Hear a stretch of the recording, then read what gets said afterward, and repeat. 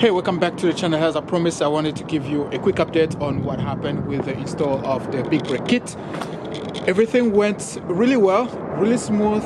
I did a couple of braking testing. I did a couple of brake testing and all that. Everything bolt on without a problem. The only thing now that is happening currently is that I have to do another brake bleeding because the brakes feel spongy.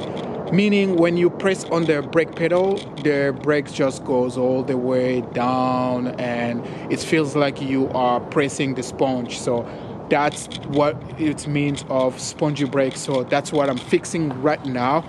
The process is the same. Bleed the brakes, make sure the brakes feels really hard, and then you do the process. Pretty much that's what I'm doing here. Nothing really crazy. Another update, probably I did mention that this wheel does not have clearance with big brake kit, so I used this spacer. I don't know how many millimeters this one are. A friend borrowed me these spacers, so I'm using these spacers, and they are giving a good clearance with the big brake kit using these wheels.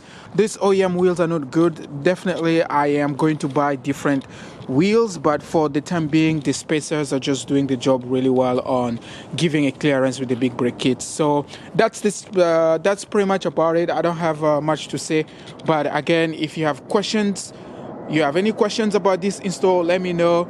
I'm just doing the bleeding again up until I feel the brake to the level that I feel comfortable with.